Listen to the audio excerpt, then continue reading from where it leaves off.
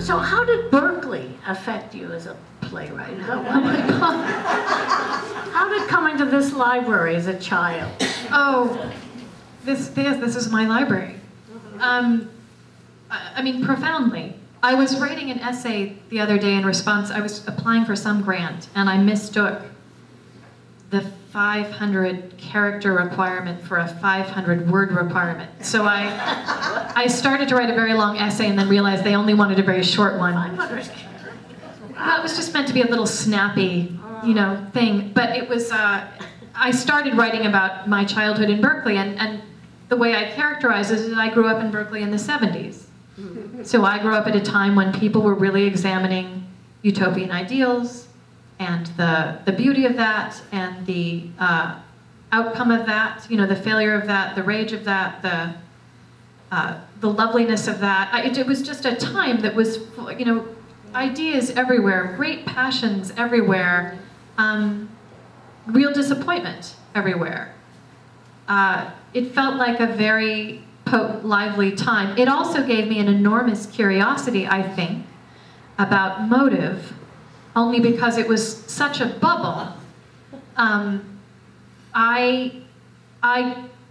It was inexplicable to me that I mean, I think of myself as someone who really grew up politically under Reagan, and I was not pro, and it was inexplicable to me that he was elected because I didn't know anyone who had voted for him.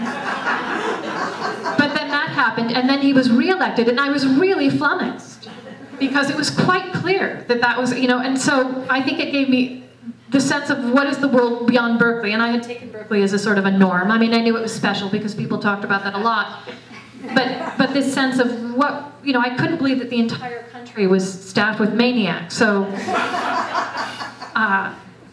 so I think there's been some. It just gave me a sense of uniqueness. Yes.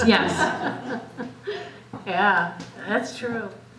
It's true. I came here all the time. I would bike here. I would walk here. I got my first library card here, trembling. My mother, who is in the front row, tells me this. I do remember the getting of my library card. What I don't remember, it was a big deal because I had to learn how to sign my name, and I had to do that in an assured fashion. So apparently I discharged that, and then was given the card, which was yellow cardboard. You had to sort of, you know, punch it out of a yellow cardboard piece of paper, and then I had it, and the glamour. And then apparently she said, well, would you like, you know, do you want to get some books and you can check them out? And I said, oh no, no, I won't. And she said, but why? And I said, oh, I need to save it. And I didn't realize you could do it more than one time. And I couldn't imagine going through this whole procedure endlessly, the wait till a special moment. That's good. But once we cleared that up, it was great.